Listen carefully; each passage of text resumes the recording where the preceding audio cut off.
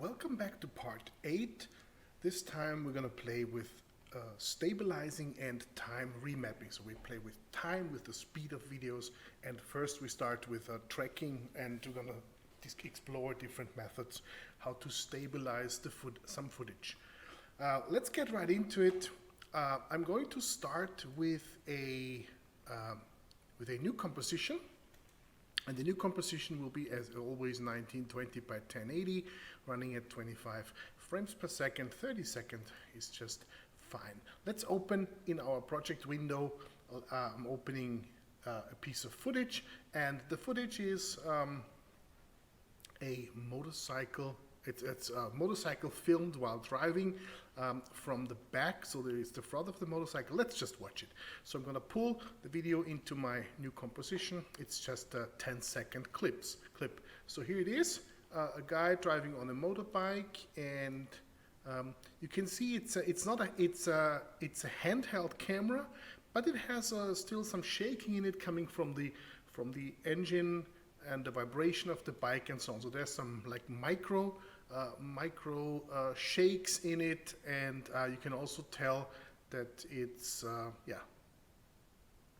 not very stable. So let's explore a couple of different methods of how to stabilize it. The first one, and this works particularly good with this footage, is I'm going to do it not by hand, but using the stabilize and stabilize motion tracking and stabilize motion function in After Effects. So the first thing is I'm gonna open my footage. Here it is. Then I go into the tracker and I'm using stabilize motion.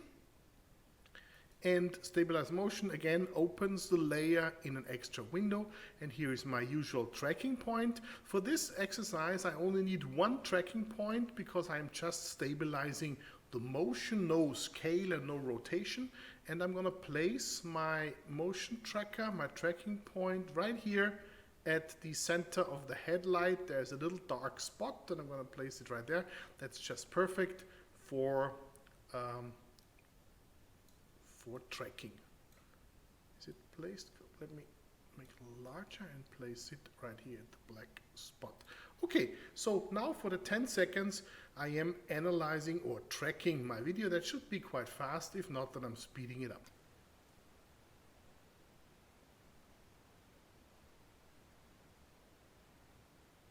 That was a perfect tracking.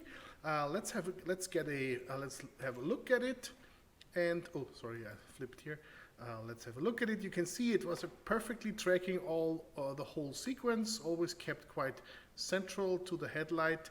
And now you can also see what the headlight is doing in those 10 seconds. It's moving around quite a lot. Now I'm going to use the automatic stabilize motion function. I just clicked position, so it's enough to have one tracker. Now I'm stabilizing it. I just need to hit apply in both directions, and now my video is stabilized. So what does it mean to have a video now stabilized? If I hold my mouse, I will hold my mouse on the headlight and I will hit play and then put my mouse right there, and you see what it does. So here it is. You can now see that the headlight stays perfectly at the same position. Can you see that? Its headlight is always where my mouse pointer is, and I'm not moving my mouse pointer. So it is stabilized. That means the headlight is always staying at the same position. But unfortunately, as the headlight was moving in the picture, you can see, therefore it was necessary to move the whole picture. So we had to move it quite a bit in a couple of directions. So that is just a stabilization, but it will not take care of the scaling of the video, and it will also not reposition it. So one solution for that would be now to scale the video in order to cover all this space. And I'm not a big fan of that because, first of all, you lose a lot, because let's find the position. So here there's quite a lot, so that is probably 10% that I need to scale it. So I need to scale it probably to 110%. But all the stuff on the other side, and there's even more than it's now because it will be scaled, will be lost. So instead of doing that, I'm trying to move the whole video, because it is not quite natural to have the motorbike and the headlight always at the same position in the video. It looks more or less like a computer game, you know, those games where the motorbike is always at the same position and only the landscape changes. So in this case, I am animating the position of the video by hand a bit, very slowly, without any shakes. And maybe with every 2 seconds or so, I'm going to place a keyframe. And with by doing that, I'm getting back all this recovered space. So I'm going to start at the very beginning, select my clip, hit P for position, and hit the animation stopwatch in order to animate the position. And now I'm moving my time to, let's say, I'm going to do it in 1 second steps. I'm going to move it to 1 second. It's only a 10-second clip. So to 1 second, and I just move it by hand in the direction so that I cover the black piece of video. I don't have to be too precise, because it will come out anyway again. So here's 1 second.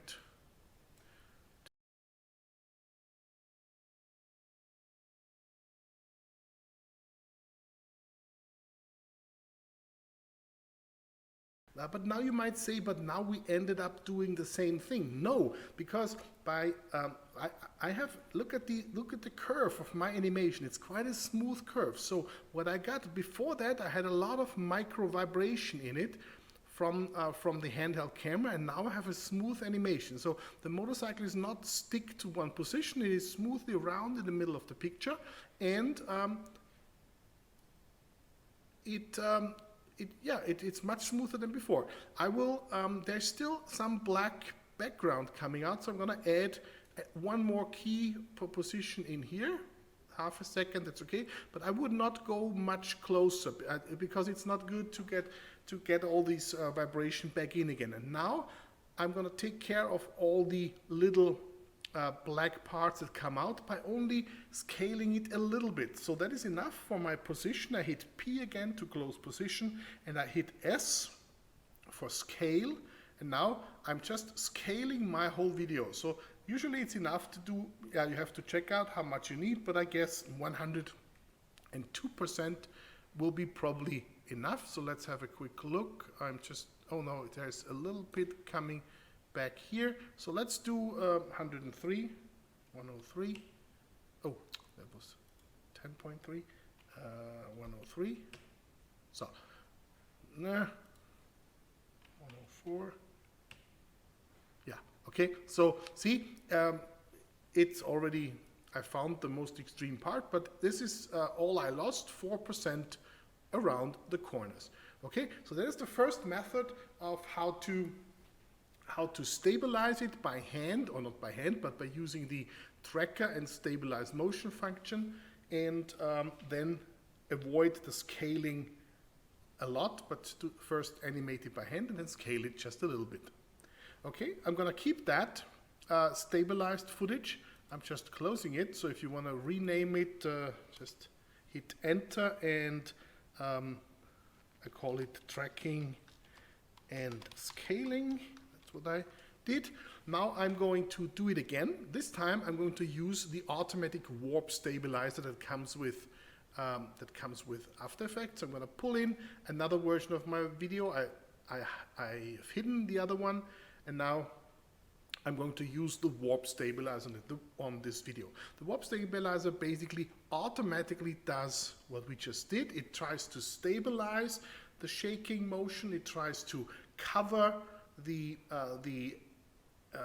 black video that comes out by scaling it, usually a lot, and sometimes, and in this case it works well, but sometimes also it generates a kind of wobbling picture effect. It looks a little bit as if you would project it onto a piece of fabric and then move the fabric so that it looks like as being projected on a fabric. But in this case it works quite well, the warp stabilizer. The warp stabilizer is here, but I usually prefer it not to use this one. I usually, I want to show you where it is. It's an effect, so you just go into the effect window and start typing warp, and you will find the warp stabilizer. It's an effect that you place on the video that you want to Stabiliser. And then you see it's analyzing in the background. There's just a warning that I get from a plugin. And then it starts analyzing in the background. And up here you can see the progress. I'm gonna speed it up a bit.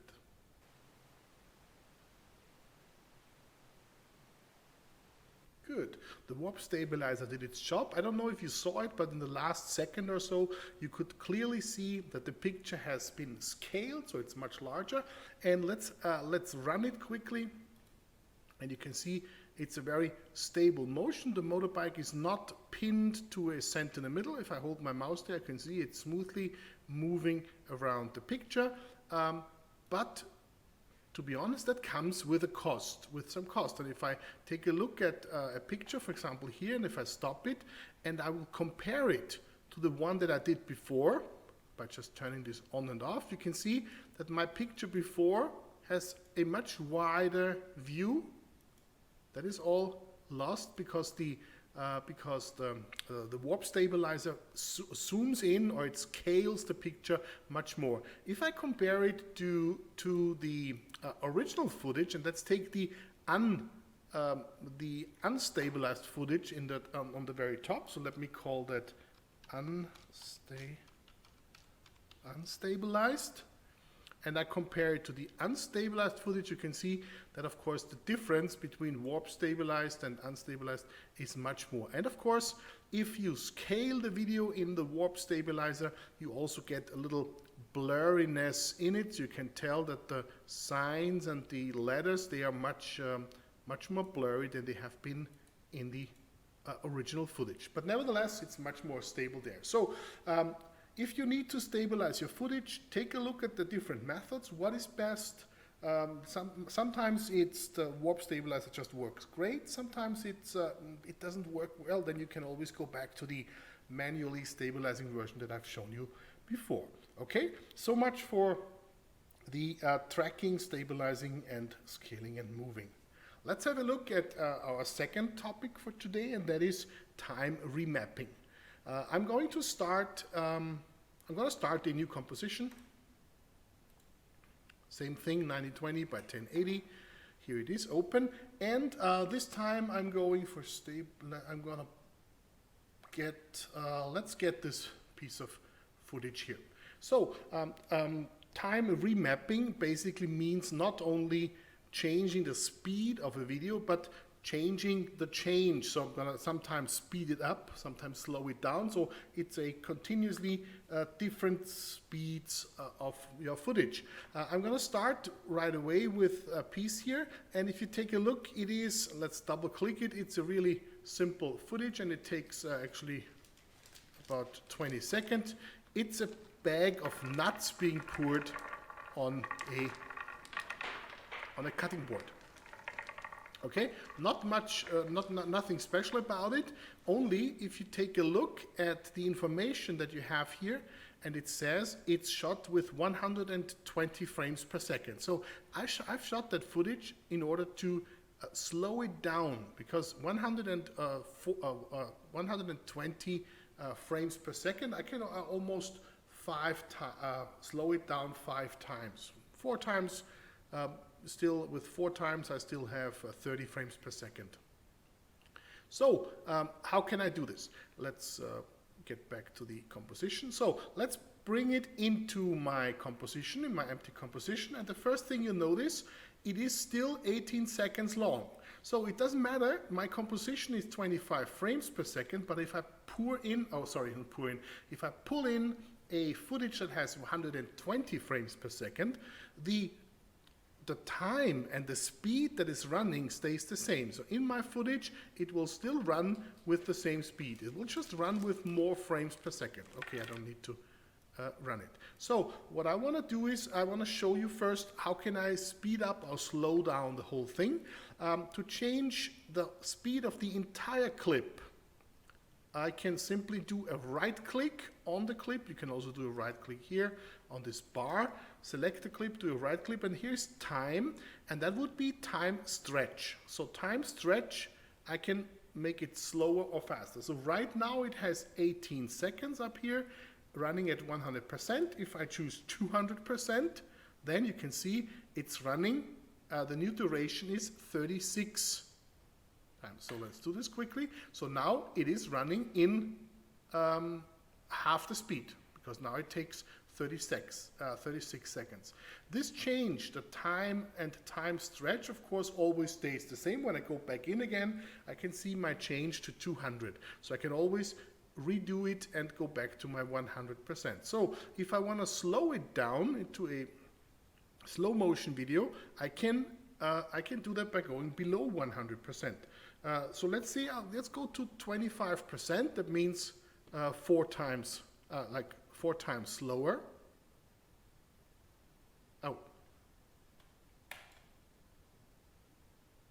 Sorry. Of course, 4 times faster. Before it was slowed down. Okay, so here it is now, and it's the audio, by the way, you can turn it off, because if you speed it up, of course, now it's running 4 times faster. Also, the audio pitch is much higher. And so, okay, so that is the time stretch. Now I'm gonna bring it back to 100 time stretch, bring it back to its original speed. And now what I'm going to do is I'm going to change the speed during the video, and therefore I'm going to use something that's called time remapping. I know it's a little weird, and you just saw how weird it was, the 25% and the 400%, which I got wrong. But you can see the time stretch always with the old time and the new time. So when you go to like 25%, then it means it speeds up. You're stretching it below 100%. It's more like compressing it, and so on. So let's go to time remapping. Therefore, you need to select your video, go again to right-click and time, and you choose Enable Time Remapping. It will add this line of time remapping to your piece, and it adds also 2 keyframes. And the first keyframe kind of says original length. So if the first part of the video here, it's about 18 seconds long, then the first keyframe here says 0. This is position 0, and if I move my time, the last keyframe here says something 18 seconds and so on, so on, so on. So it kind of fixes the beginning and the end. So now I can play with my speed within the video. And you can imagine if I, for example, find the point where the first nut falls down, so somewhere here before 4 seconds. And now I'm going to add another keyframe here just by clicking, finding the right position. And then I click on this little button here to add another keyframe. So it kind of stores. At this point in time, it has the same, yeah, you can see it here, at 3 seconds and 15 frames, it stores 3071. The 071 is because it has a different time code, because it's running at 120 frames per second. Now I go a little bit further, so where the first batch of nuts is poured onto the table, so this is the last thing, and I'm gonna add another keyframe there. So I have fixed those 2 keyframes, and now you can imagine what happens if I take those keyframe and move it forward in time. So I take this key here and move it forward in time. It first of all means now the first part, which took, I don't know, 4 seconds before, now has to happen in about 2 seconds. So the first part is speeding up. And from this point on, for the same amount of video, now I have more time, and that means it slows down everything between. I'm gonna do it even more by taking the second point and move it to a point later in time. So what was like 3 seconds before is now I guess 6 seconds or so. So this is what I did. And now here's also a graph to show you a little bit better how it looks. And this is this here. It's called Graph Editor. And when you open it, you can see this is my original. Oh, no. If this is a straight line from this point to this point, then this is the original speed. And now here, this part here is steeper than the original line. So it means it's running faster.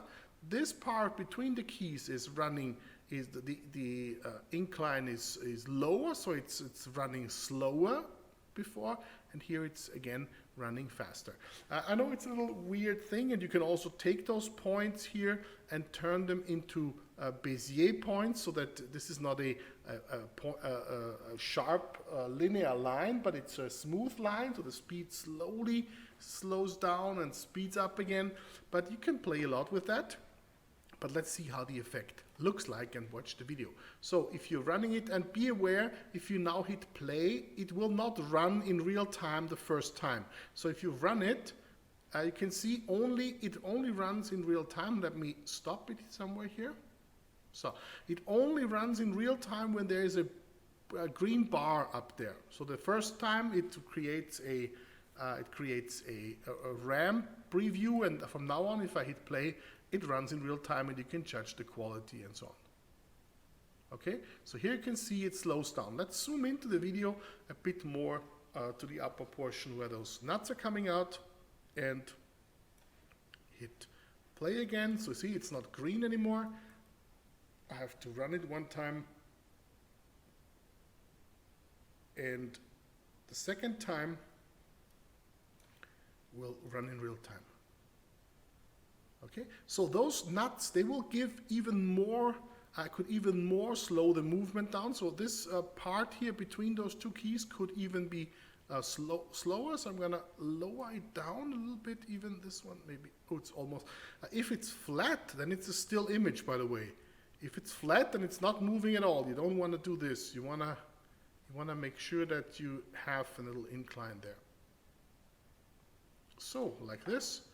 And now you can see it's really slowing down. So first it's faster than before, and then you can see the slow motion effect there.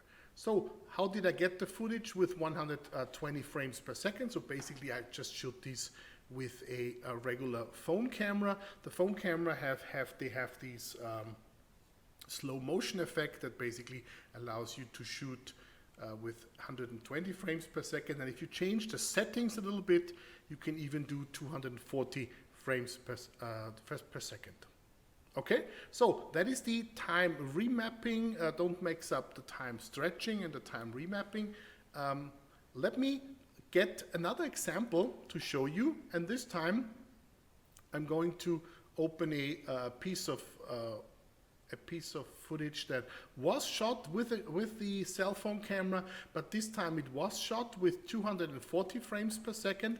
The only problem is, you know, I hate these kind of videos, but I have shot it myself. It's in portrait mode. So I'm not going to create a new composition where I pull it in, but this time I'm gonna take the movie and pull it onto the new composition icon, because it will be a composition that is portrait shot from the phone. So the whole clip is, how long is it? Let's see it down there. It's 5 seconds, it's a little bit more than 6 seconds. If you play it, it's running in real time, so that is the jump in real time. So let me again turn the audio off. Oh, it is not, it is in slow motion already. Okay, it is already in slow motion, so I guess it's even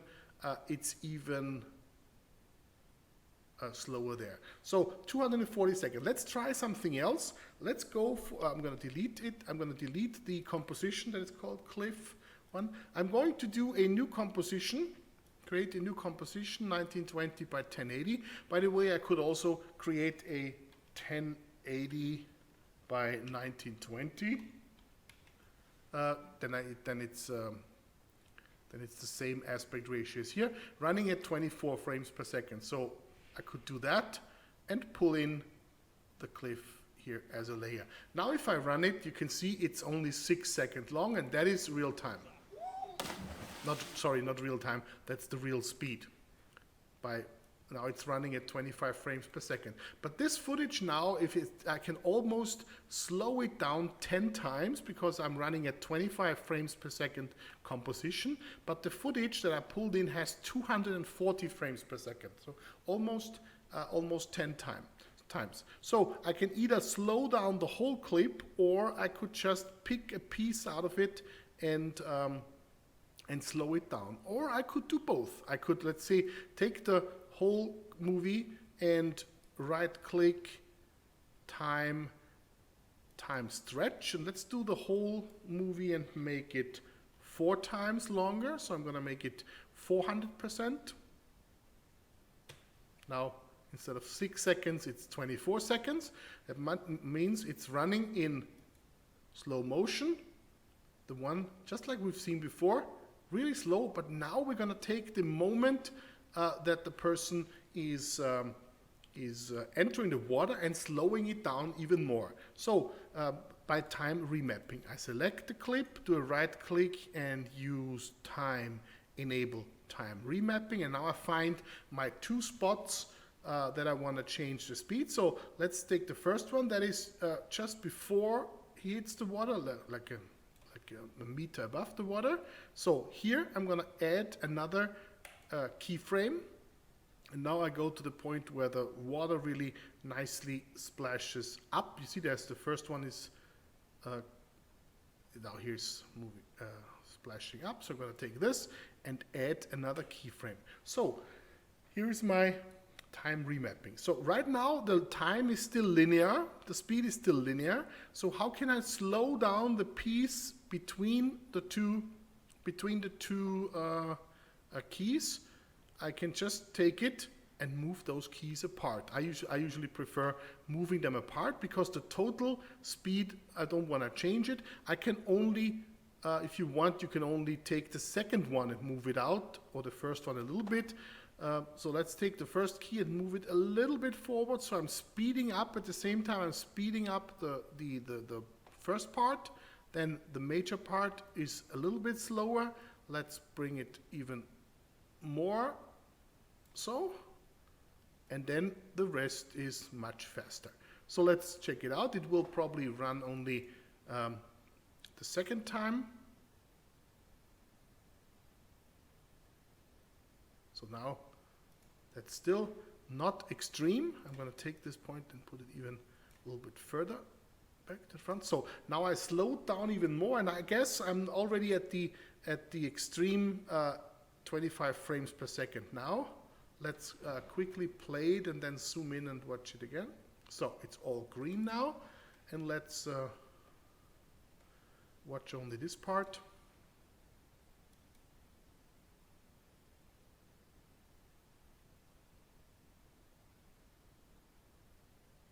Yeah, it's slowing down till it splashes up, and then it speeds up. Okay. And if you want, the rest is almost real speed. If you want to hide those spots even more, or you can also add, of course, you can add more keyframes than that. Here is go into the graph editor, select a point, and here's the button to turn the point from a linear curve into a Bezier curve, and you can still play a little bit with those curves to make it hide even more. Okay, so now it's even slower in the middle. It slows down a lot here. See? Oh, that's too much. See? It's almost tuck, tuck, tuck, tuck, tuck. You can see every single frame there. Okay, so that is both time stretching and time remapping in a little unusual video where a portrait video. So try to avoid those. Always keep it landscape, because if you want to publish a portrait video, you get all the problems with not fitting onto the screen and so on and so on. So let's get to the last point of today's class, and this is I want to show you something that is called a tilt shift effect, and I'm going to place a tilt shift effect on the video. But before we do this, let me quickly show you what means tilt shift. The example for the tilt shift effect that I was looking for is taken from the 2011 Eurovision Song Contest in Germany, when they introduced the bands from different countries, in this case from France. They were showing parts of Germany actually, and they were showing them in this tilt shift effect. Let me quickly play that and you'll see what I mean. It's also called dollhouse effect because it looks, I'm stopping it here, because it looks like a miniature look of the city. So it has a few characteristics. First of all, it has a blurry foreground and a blurry background. It has very exaggerated high contrast colors. And in this case, it's filmed from I don't know which position, in Köln, I guess this is. And you're zooming in this case, and it's also running at a higher speed. Cologne, yes, it's running at a higher speed, and it also has these posterized time effect where it looks like a stop motion. So it all contributes to the effect that it looks like you're filming a miniature model of the city, and that is done especially good. It looks especially good when when we see planes. So here's another one. It's pretty hard to find. No. In this YouTube video, the right pieces. Oh, I don't find them. Sorry. Okay, let's have a look at how we can achieve this in After Effects. The piece of footage that I brought is this here, and I'm gonna pull it into a new composition. So here's a piece of footage that I shot in Vienna in Karlsplatz, and when you play it, you basically see it's almost steady camera. It's a handheld camera actually, and I'm filming a couple of people walking. You can see that it's a handheld camera because towards the end, I am getting more and more tired. It's about, I don't know, a minute long. You can see that the horizon is always getting lower and lower. So I had no tripod, and it's also again filmed just with a cell phone. So the first thing that we're going to do is actually the same that we did with the motorcycle video before. We are going to stabilize it. And if I look at the video, and you can see if I play it faster, it moves down. I just want to make sure that I don't have any vibrations or movements in it. So this time I'm going to track something that is staying stable. I'm going to use this sign here. So I'm going to track the corner of the sign there, and then use it later on for stabilizing. So you don't need to watch this in real time. I'm going to speed the video up till I have tracked this corner. So let's place a track. Oh, sorry. Didn't want to do that. I didn't want to do track motion. I want to do stabilize motion, and then I take the tracking point and place it right here at this corner. Let me zoom in, and now I'm going to speed it up.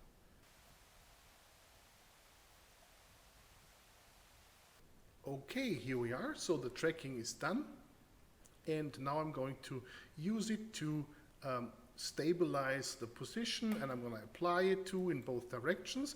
And now what you see is that my hand was getting tired, and I was moving down. Of course, I'm going to animate the position of my video now and bring it back up. So I hit P for position. I'm going to animate position. It creates the first key here, and now it's pretty much a linear movement. I guess I go all the way back to my clip and bring this back to its original position, and see if there's somewhere in between that I need an additional keyframe here. There. Okay, I think that's good. The rest can be adjusted with scaling, S for scale, and I'm just scaling it. Let's try 102%. I think that's even too much, but to be on the safe side, that's good. Okay, so here we are, and now my video is much more stable than before. It still moves down a little bit, but that is because I was too lazy to bring a tripod. So the next thing is, now we're gonna create the tilt shift effect. What is the tilt shift effect? You just saw the example before. If you Google tilt shift for images, so tilt shift. Oh, that's tilt shift. If you go for tilt shift images, then you can see all those model-like, dollhouse-like images. If you go specific to images, you can see all kinds of things. Chicago, and here's some typical model looks. What you don't see is where it comes from, and it comes from a special lens.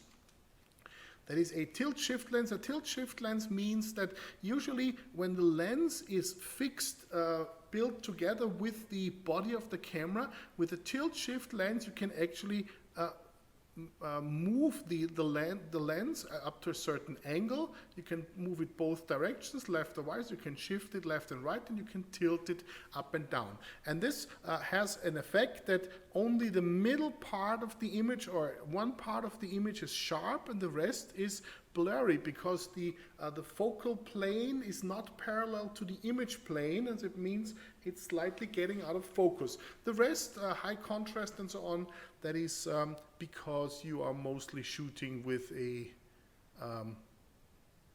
very wide open aperture, and yeah, most of the people also add the effect also later on. Let's get it done in After Effects. So let's jump back. So the first thing is I'm gonna speed up. I want this to run at maybe twice the speed, so I'm gonna use a time stretch. Right click, time stretch, and I'm going to use, instead of having it for 1 minute, I'm gonna slow it down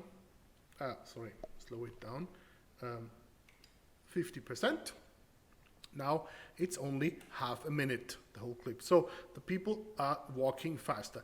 And I'm not only make them walk faster, let's play it quickly, preview. Again, oh, here's some audio that I turn off. So they are walking with twice the speed.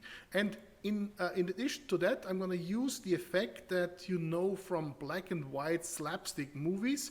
Not only they are walking a little bit faster, but they also look like the whole thing was shot with a very low frame rate. And there is an effect in After Effects that you can add, and the effect is called posterize time.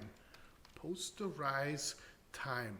And posterize time, when you put it on the video, it will fake a different frame rate. So right now my frame rate is 25 frames per second, but it fakes a different frame rate. It makes not much sense to go for 25 frames. Let's try to do 10 instead of 25. So it looks like as if it's only 10 frames per second. So not only the people are walking faster, but they also skip frames, and that's why they look like those slapstick movie parts. So you cannot maybe not see it for the first time, but once you go back and run it again, it will run in real time, and you can see it a little bit better. You can go even lower than that, like 5 frames. Then you can really see the difference. See it? The walking just looks even more funny. So now we're gonna take a look at the look itself, and the look, the high contrast, the oversaturated colors. Maybe we use a lookup table, or maybe we just play with some of the settings. I'm using to adjust all that. I'm using the effect Lumetri, the Lumetri colors, Lumetri color, because it has all the possibilities in it. So I'm going to place a Lumetri color onto the video, and the Lumetri color, see, they're all collapsed. So if you open those, you get many parameters to deal with. One of my favorites is to get a high contrast, like road movie style look, is to use a curve. So I'm going to use an Rgb curve, and all you need to do is, here's the diagonal curve, and it kind of translates the before and after colors. So if there's one color here in the horizontal, and then it stays at the same position, if I move this a little bit down there, it darkens the whole thing. And so every color that was 50% before is, after it, is like lower than 50%. But what I want is, I'm going to create 2 curves, one that darkens the dark spaces and one that brightens up the bright spaces. I'm getting more contrast into the whole thing. It's an S curve that I'm going to create. But let's don't do too much. Let's check out the basic corrections. My footage again was shot with a cell phone. It usually already has a lot of contrast in it. It's usually too sharp. So there's a standard thing that you can do to get a little more flat color profile. You can take the highlights and lower them. So I'm going to go for highlights and make them lower. That makes the bright parts darker. Also the whites, there's some really bright things. I'm going to take the whites and make them darker. So I move them into the negative. On the other hand, I take the shadows and lift them up a bit, and I take the blacks and lift them up a bit. So I made the bright parts darker, the dark parts brighter, so the whole thing is a little bit more flat. We already have a lot of contrast because of the curve. Then we go to creative, and this is where we maybe go for a look. And if you go up here for a look, then you can see here's a list of a lot of lookup tables. I don't know where I have them, and I have much more on my hard drive somewhere. And you can also browse for something. There's different format for those lookup tables or LUTs. And let me try something here. I'm going for this more golden look. You can also place a LUT up here under basic corrections. You can go for a LUT. No, that's too much. Oops, sorry. This one was. No, the middle one was good. Let's go for the gold orange. Yes, here it is. And if you don't want to use a lookup table, you can also try to do some, split toning, something that I like. Let's don't take a look here because it has everything finished. You can also take the shadows, for example, and tint them a little bit towards bluish when the shadow areas where it's colder, there's not too much shadow here. And I also take the highlights and make them a little bit warmer. So get the same look. I also get some vibrance into it, so that is more color saturation. Of course, also saturation can be increased if you want them to be more sharpened, because we will in the middle, because later on the edges will be blurred anyway, and so on. So you can go through all those. If you want to make it look even more retro, you can add a little vignette, that is a darkening of the edges. Okay, sorry, the wrong way. So to focus the whole thing a little bit by making the edges darker, and so on and so forth. So that's for the look, and now let's go for the blur effect. And the blur effect we're going to create by placing an adjustment layer on top of our layer, and that is here, layer, new adjustment layer on top of our layer, and this adjustment layer I'm going to blur.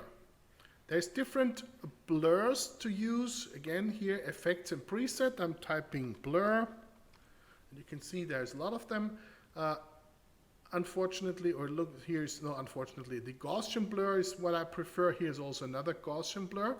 I'm going to use the Gaussian blur of this one. There's also the camera lens blur. I don't like how the camera lens blur, how the blurry areas look, especially when you want to have a lot of blur. It gives you a weird look. So let's take the Gaussian blur and put it onto the adjustment layer. So if you blur the adjustment layer, everything below will be blurred. So here are the settings. The Gaussian blur are pretty low, so you just set how much blur you want to add. Let's start with 10 or somewhere around 10, but that depends on your footage. And I also prefer to click the repeat edges pixel, the edge pixels. That means, quickly what does it mean? Sometimes when you blur a footage, we are not right here at the edge, because our edge is from scaling is a little bit outside. So usually when you are closer to the edge, it means the blur at the edge will kind of pull in the black from outside, because the last pixel here on the edge doesn't have a neighbor on this side. So when it's getting blurred with no neighbor, so it kind of pulls in the darkness from outside. If you say repeat edge pixels, then the last pixel on the edge here will be blurred with itself. So it's kind of repeating the same pixel outside, and it's not gonna pull in those dark edges. So just repeat edge pixels clicked on.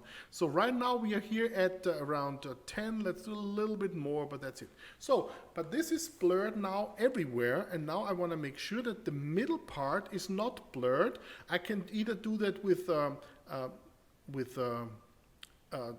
creating two masks, like on the bottom and on the top, or I can create one mask in the middle, and I think this is the better way to do it. Let's try that. I'm going to create, I'm on the adjustment layer, and I don't want the middle part to be blurred, so I'm going to select the adjustment layer and select a rectangular mask and draw a rectangular mask here in the middle. Make sure you are far outside the picture.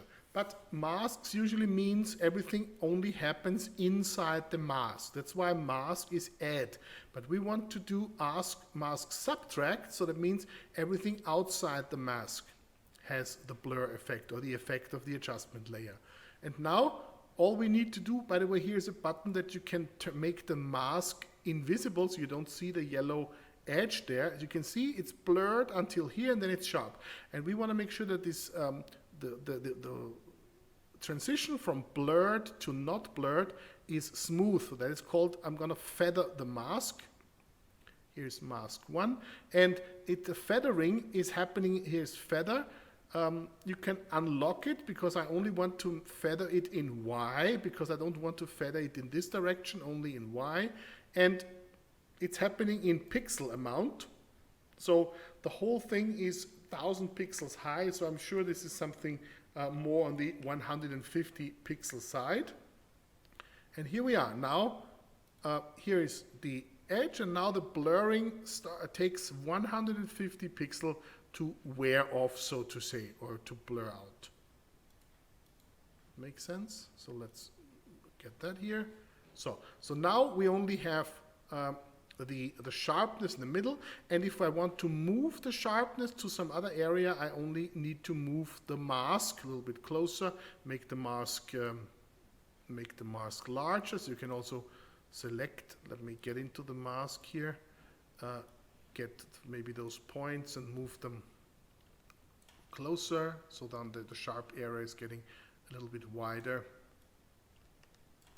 like this. Okay, so that would be, and now of course everything that we're not dealing with a picture, we're dealing with a video. If I now hit play, you should be able to see our new tilt shift video. We could also do the zooming in, as they did in the example for the European Song Contest. That's pretty simple. We can just scale the whole video a little bit, and that would give us additional movement. Okay, that's for the tilt shift. There is also tons of tutorials out there. Check out on YouTube. Other people did tutorials on tilt shift images. Please leave me comments there. If you have any comments, just leave them under the video. I'm happy if you leave me a like or a subscribe to my channel there. My name is Arnold Faller, and I'll see you in the next one.